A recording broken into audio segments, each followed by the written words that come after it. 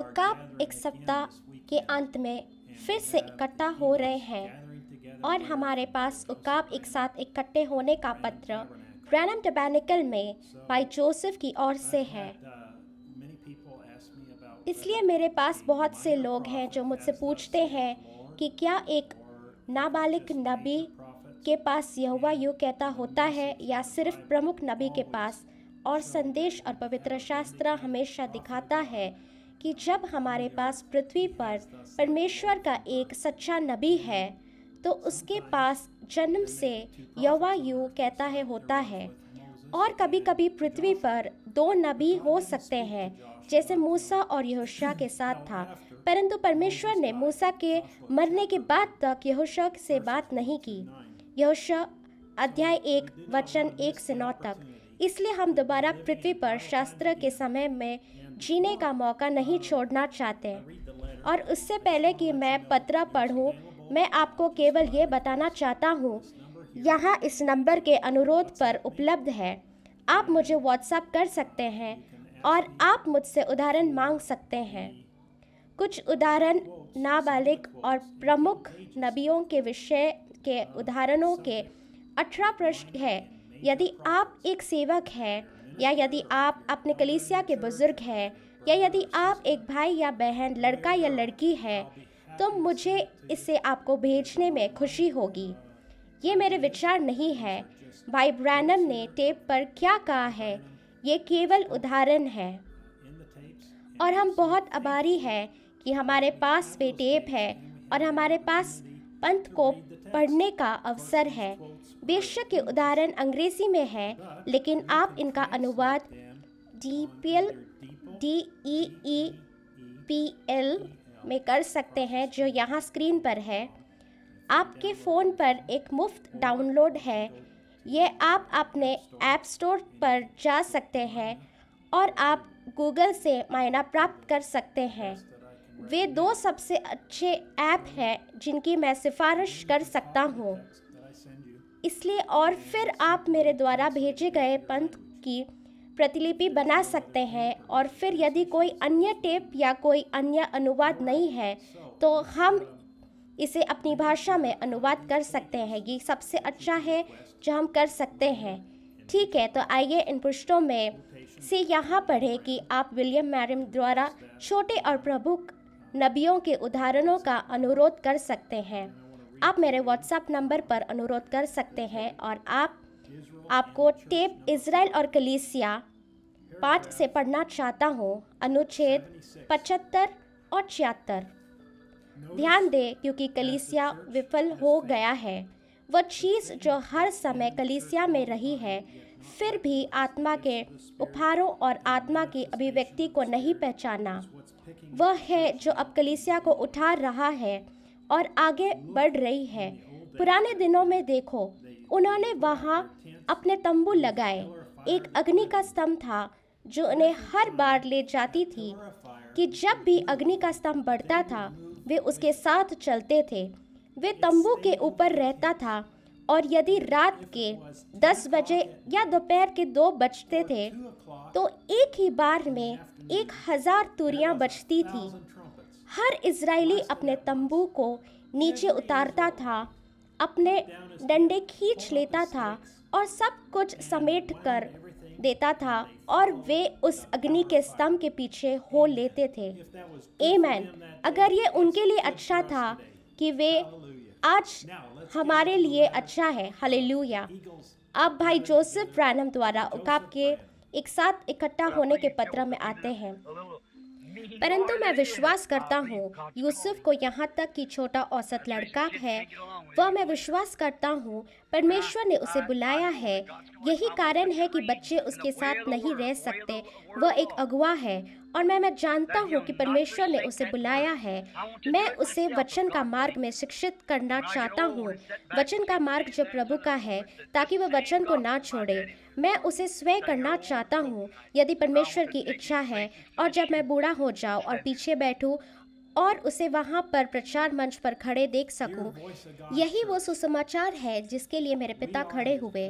वो बैठे हुए बूढ़े और थके आज रात्रि, परंतु मैं उसका स्थान लेना चाहता हूँ और उसके जूते में पैर डाले वहाँ खड़ा हूँ।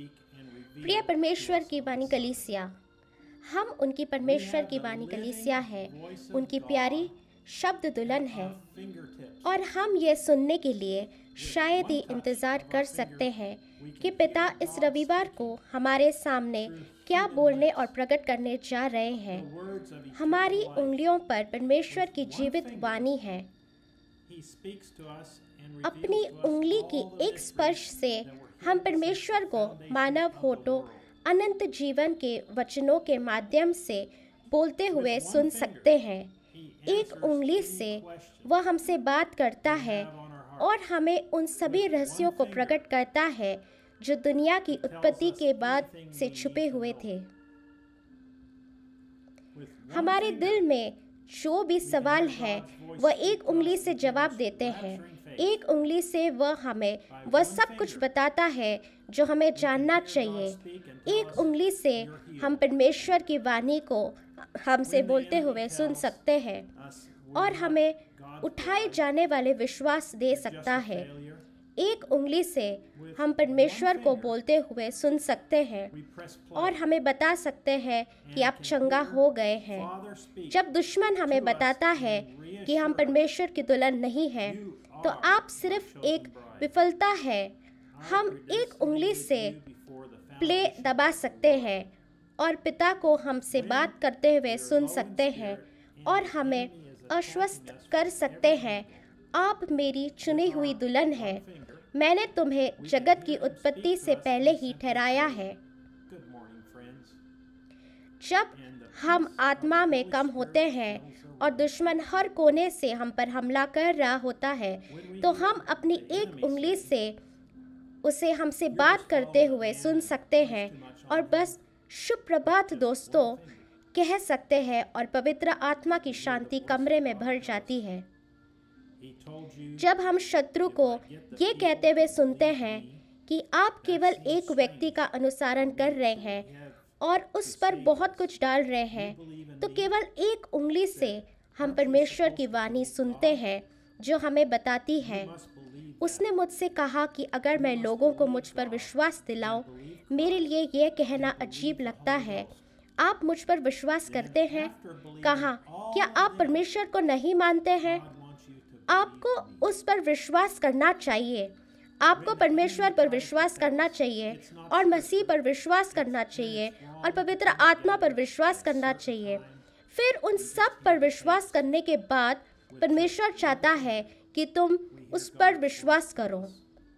जब दुश्मन हमें यह बताने की कोशिश करता है यह पवित्र शास्त्र नहीं है और एक निश्चित समय पर एक साथ आना और सिर्फ टेप सुनना गलत है, केवल एक उंगली से हम परमेश्वर की आवाज़ सुनते हैं, हमें बताती है। और इस कलीसिया और टेप पर लोगों और राष्ट्र के अन्य हिस्सों में जुड़े लोगों के लिए मैं चाहता हूँ कि आप इसे वास्तविक करीबी से सुने और आप असफल ना हो।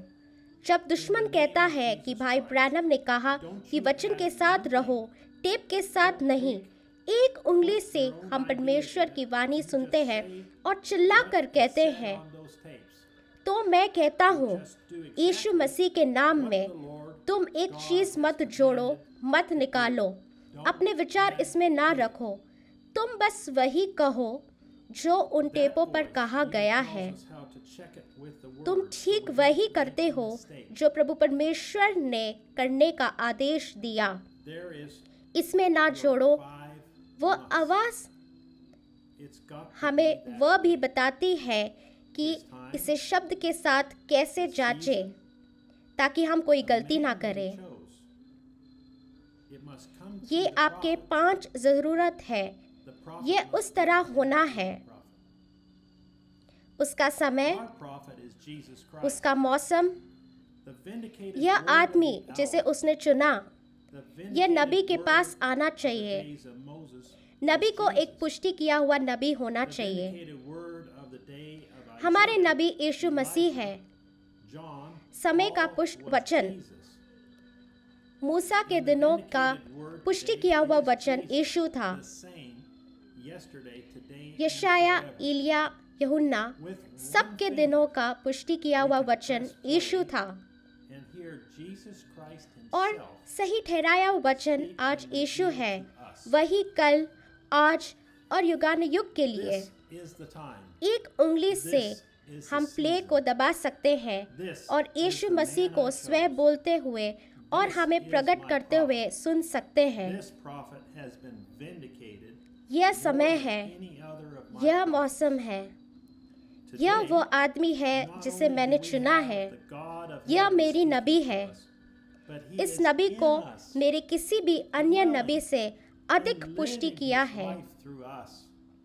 आज न केवल हमारे पास स्वर्ग का परमेश्वर हमसे बात कर रहा है, बल्कि वह हम में है, वास कर रहा है और हमारे द्वारा अपने जीवन जी रहा है। ये हमारी समझ से परे है। आइए हम खुद को तैयार करें, अब समय नहीं रहा। हम देखते हैं कि पवित्र शास्त्र प्रतिदिन पूरा होता है। संदेश आज की खबर की तरह पढ़ते हैं। समय की व्याकुलता, राष्ट्रों के बीच संकट, विभिन्न स्थानों में भूकंप, समुद्र की गरजना, मनुष्य का हृदय भय से असफल हो जाता है।